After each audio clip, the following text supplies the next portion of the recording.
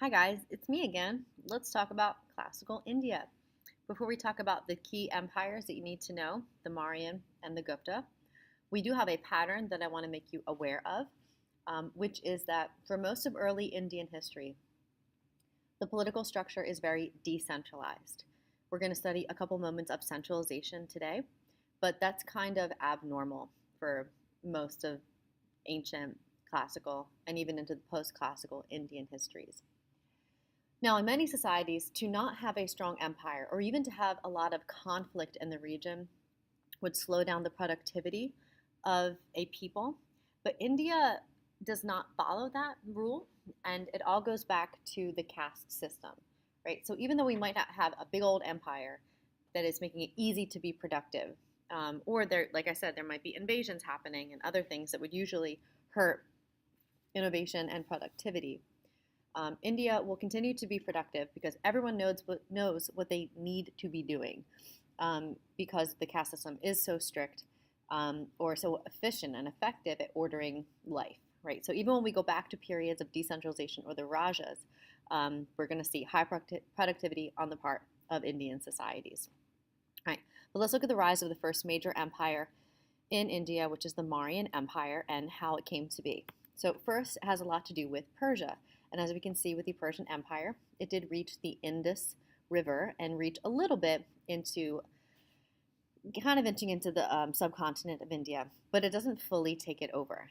And that's important because as it inches towards India, it doesn't destabilize it, but it puts them in close connection to introduce people in that region to some of the governing models and other technologies and other innovations of Persia, right? So they learn Persian technique. The second cause for the rise of empire is the effect of the Hellenistic Empire, or the empire of Alexander the Great. Similarly, if you look, the extent of the empire does not cross the Indus River, but they did invade parts of India. And what this does is Alexander the Great's armies do disrupt the political stability in that region, creating political vacuums that allow for a powerful family to take advantage of that, and begin to build empire, right? So taking advantage of political vacuum and then following the Persian model, we get the Mauryan Empire. All right, so the Mauryan Empire is the first of our major empires. We're always building our mental timeline. So note that it begins around 300 BCE. The other major empire today that we study, the Gupta, starts around 300 CE. So to me, that's convenient and easy for me to remember. So I hope it's easy for you to remember. So 321 to around 185, give or take, this huge empire begins to grow and centralize, bringing together all of those decentralized rajas under one major emperor. And our first key emperor that we need to know is Chandragupta Maurya. He's our conqueror. He's the equivalent to our Cyrus. But not only does he conquer using force, right? Excellent armies. This is a Bollywood actor playing Chandragupta Maurya in one of the many films that were created about the Mauryan Empire and the classical legacy of that time period. What Chandragupta Maurya does is not only conquer, but put into place the quote-unquote Persian model of government. That is a result, one of his advisors, Kautilya, copies, quote unquote, the Persian model after studying it, going forth as a traveler and as an educated person. So he adopts parts of those models, right, such as building a capital, which we'll talk about, Pataliputra, instituting a centralized taxation system, appointing local leaders that will then report back to the centralized government, and also by employing spies. My favorite part about the spies is it's not your typical old spy that you might be thinking of. But instead, originally, the Mauryans employed prostitutes within a network of brothels to do the spying. This is particularly smart because no upper-class man would have ever thought that these prostitutes in these brothels worked for the government, right? Because, for all intents and purposes, this is a patriarchal society. We're not giving women any form of power like that. So Chandragupta Maurya is flipping that expectation for his own purpose. Over time, that goes away, but it's really interesting change in the face of gender expectations and roles in this time period. So I don't know, I think that's pretty neat. Prostitute spies. So Chandragupta Maurya builds the empire, but the most famous of the emperors of the Mauryan Empire is Ashoka the Great. He helps to continue the expansion, and he was known as one of the most amazing generals, right, in classical India and maybe classical history altogether. He helps to reach the farthest territories and kind of complete the conquering for the empire. But there's another major contribution to Mauryan society, and that is his purported conversion to Buddhism. So the story behind his conversion is really important. It's said that he had a bit of an epiphany after a particularly brutal battle, and that after this horrible, horrible battle at what's called the Battle of Kalinga, he kind of turns around and looks at everything that happened, and he's very remorseful, right? That because of his position as a leader and a general, it caused him to create such suffering. And this religion called Buddhism was slowly growing throughout India, and in this moment of sadness, he converts. Now, a couple things with that. First, some people wonder if his conversion was true or if he was trying to reach out to this growing group of people, so to bring them under his purview and stop them from possibly seceding or rebelling. Right? Maybe that's the case. But what's most important, and the second major thing, is that his converting convinces other people to convert. We will see this often in history, that when a political figure converts to a religion, it usually leads to many other people converting. Either because people want to copy the powerful, it's very convincing if a powerful person adopts a religion. The other reason is that maybe it's people were into Buddhism or into one of these other religions where this will happen, and it's made like legal. They're given permission to do so. So people begin to convert to Buddhism. Even though a lot of people will convert, I really want to highlight that Hinduism, in all of its various forms, and we still need to talk about that, but Hinduism will never be replaced by any other religion. Hinduism is our greatest cultural continuity throughout time in Indian history. So even though I'm going to say, oh, so many people converted to Buddhism, it pales in comparison to how many Hindus continue to exist in India. All right. That said, we have a new religion that is affecting politics. So the value of ahimsa, or the value of nonviolence, which is originally a Hindu virtue that makes its way into the religions that branch off of Hinduism, such as Jainism and Buddhism, which we'll learn more about. This concept of nonviolence then becomes law. So in the midst of his what are called the pillar edicts, right, or the edicts, the laws that he literally writes on pillars that are placed all over the empire, will begin to include a lot of anti-violent laws, such as he bans hunting and violent sports and forced labor and other stuff like that. Before we move on and talk more, I do want to take a second to look at one of the illustrations of Ashoka and just take in his very androgynous beauty. I think beauty standards is a really interesting way to look at the culture of a time period and also a way to look at the gender expectations. So this is Ashoka the Great, who is one of the most powerful generals and leaders in society, something we think of as quite masculine. But if you look at some of the adornment and, frankly, the makeup worn by Ashoka, from a modern Western standard, it might not seem particularly masculine. But ultimately, what's happening here is we're looking at how rich and powerful Ashoka is, right? The fact that he'd be adorned with this beautiful headwear and wear these big earrings, right? Regardless of gender, upper-class people are going to wear the heaviest gold jewelry possible to show their wealth. And similarly, some of the other aesthetic styles had nothing to do with gender. It was a show of either your religious status or your wealth, right? So even though maybe right now this would not be so appreciated, let's say in a Western military standard, Ashoka was considered the kind of epitome, right, of male masculine power, and his status was reflected in the way that he looked.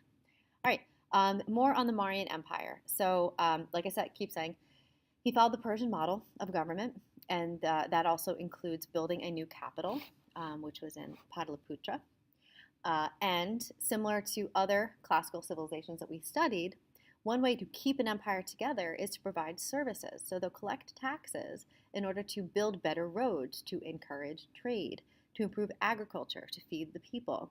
Also, to have a series of inns that were usually employed by Buddhist monks that were meant to encourage travelers to come, whether pilgrims or, more importantly, merchants, to help the economy.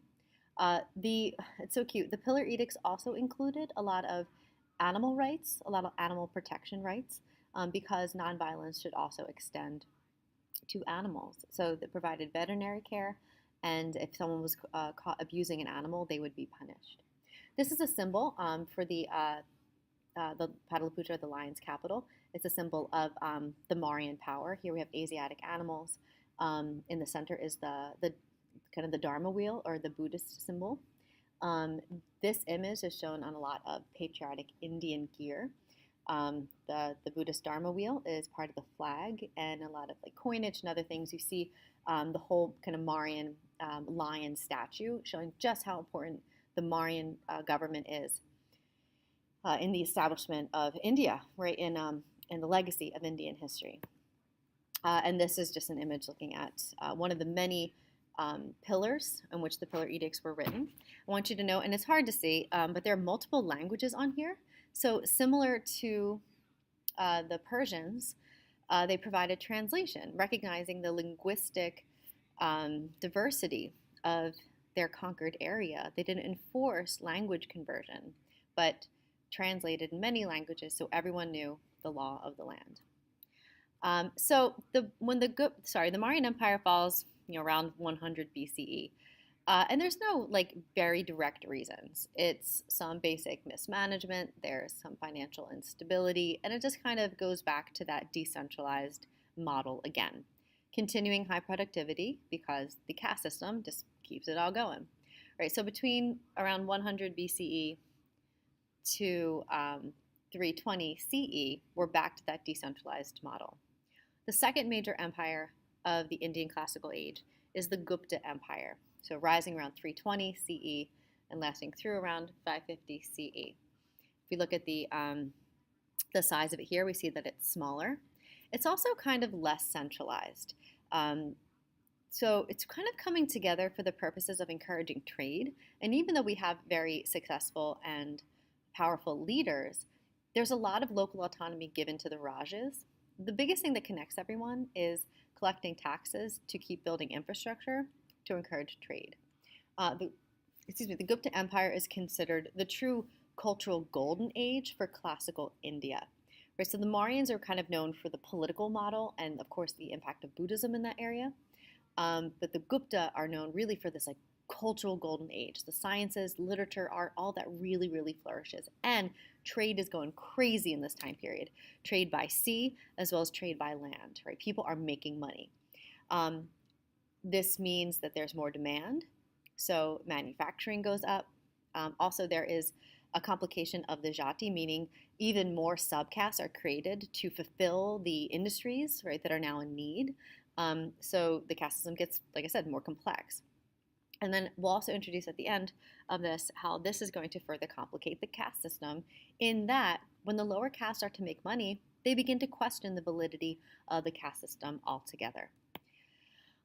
Just to give insight to how apparently lovely the Gupta Empire was, this is an excerpt from a traveler who came to India named by Fashion, who wrote about many other places, but he was very much enthralled by how peaceful and productive Gupta India was. He says, "The people are numerous and happy. Only those who cultivate the royal land have to pay a portion of the grain from it. If they want to go, they go. If they want to stay on, they stay." So there's a lot of freedom. Throughout the whole country, the people do not kill any living creature, nor drink intoxicating liquor, nor eat onions or garlic. In buying and selling commodities, they use cowrie shells.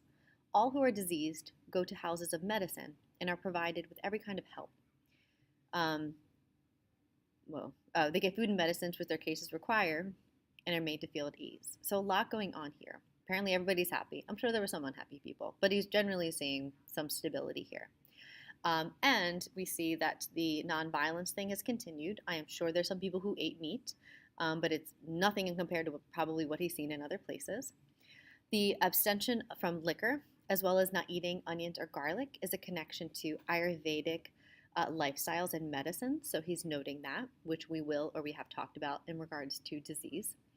That the economy is thriving and everyone has access to medicine. It's kind of incredible. So this is not normal in the classical context, everyone having access to all these types of things.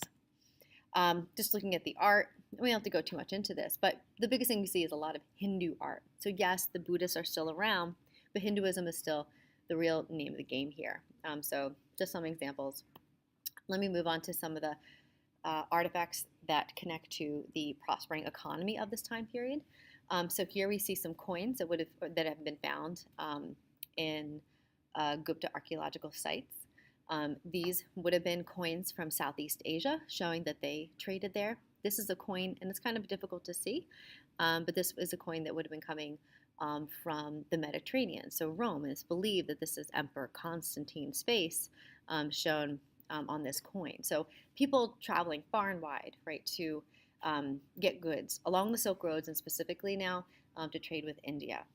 This figure is very interesting to me, showing just how much people were interacting because this is a Buddhist figure, but there's a lot going on here. And this is a really good go-to example to talk about cross-cultural interaction. So this is known as a Gandharan Buddha or a Gandharan Bodhisattva, and there's a lot going on here. So he's from Gandhara, which is kind of on the border of like Afghanistan. So he's Central Asian from his location. But he's practicing a South Asian religion, right? Buddhism comes from India. We'll learn more about that. Just the way that the material he's wearing is shown, it's indicating that he's wearing silk, which is an East Asian or Chinese material. But he's wearing it in a toga style or a Greek style. So he's a little bit of South Asia, a little bit of Central Asia, a little bit of East Asia, and a little bit of Mediterranean style all in one, really blending everything that's happening on these international trade routes, much of which converges in India, right? So really good example to show that. Another major contribution of the Gupta Empire is mathematics and science, like going crazy with that type of development, right? So for a few reasons. So stable and rich that you can invest in education, but also they're able to learn from other groups of people and really up the ante, right, when it comes to scientific development, right? So of the many things I want you to attribute to the Gupta era Indians is first the concept of zero, right? Being able to use zero is huge, right, because it makes your mathematics simpler and obviously more accurate. Also a decimal system as well as pi.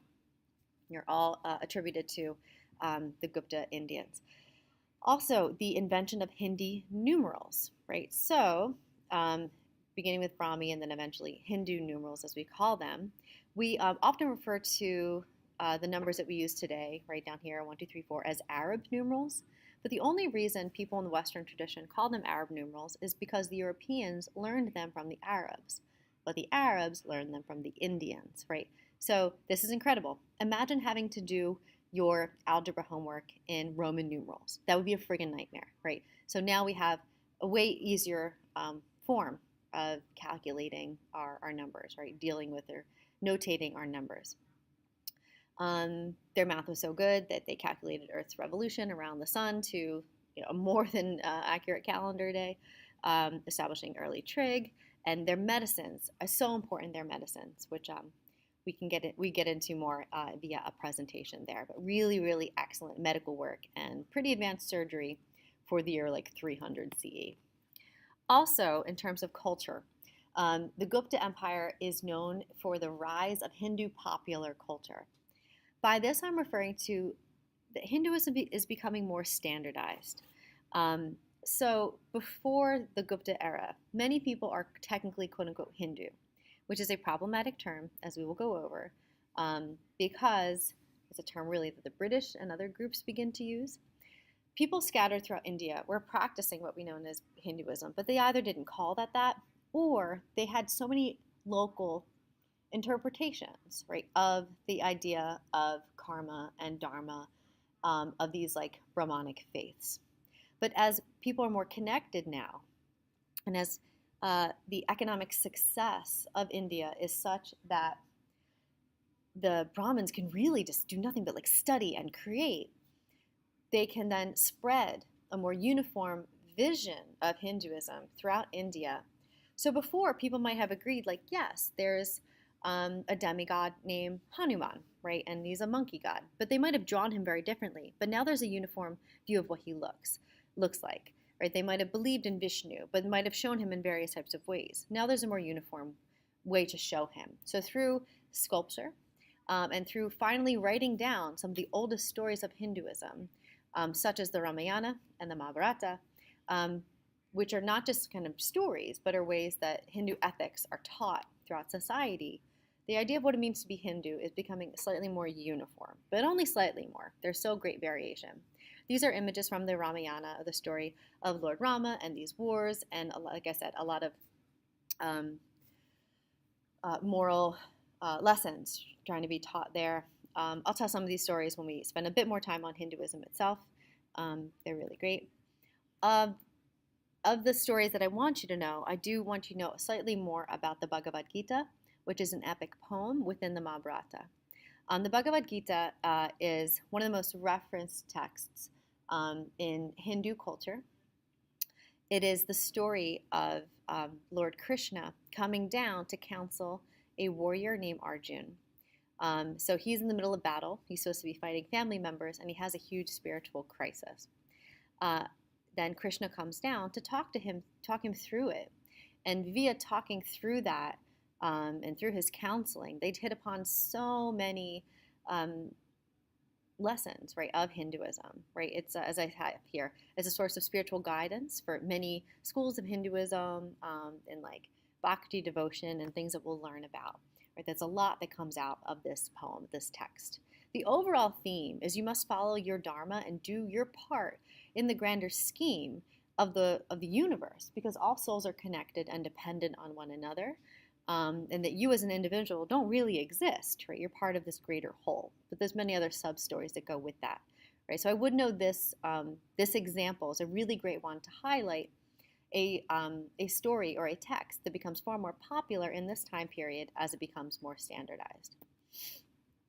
Now, one issue that is coming up is that with all the trade happening, some of the lower castes, most notably the peasants and the merchants, especially the merchants, are starting to get really, really rich. And some of the workers too, some of the Sudras who are making some of the really expensive goods are all of a sudden getting richer, sometimes in the Vaishyas, and definitely some of the Vaishyas are getting richer than the Kshatriyas. So the question then is, what's going on here? I didn't think I was supposed to be more powerful than this upper caste person. So slowly but surely, people begin to question parts of the caste system at a time when there are other options, right? So some people begin to move away from Hinduism, right? Prompted by these questions and also the availability of these other religions. Some people move to Buddhism, right? Because it contains a lot of the original Hindu ethics.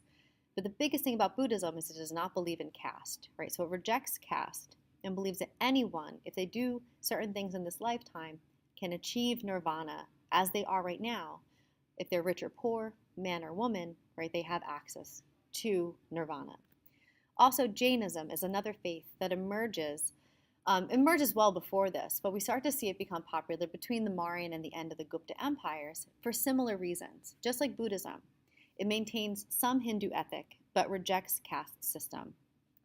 The problem with Jainism, or rather, the reason why more people go to Buddhism than Jainism has to do with how rigorous it can be, right? It believes in extreme asceticism, or giving up all of your worldly goods in order to really focus on your spirituality, right? So this is a statue of a Jain monk who's given up everything, all of his clothing, all of his worldly goods, left his family, right, to be able to pray all the time. Here are some images of modern Jains, which probably they're dressed more ceremoniously.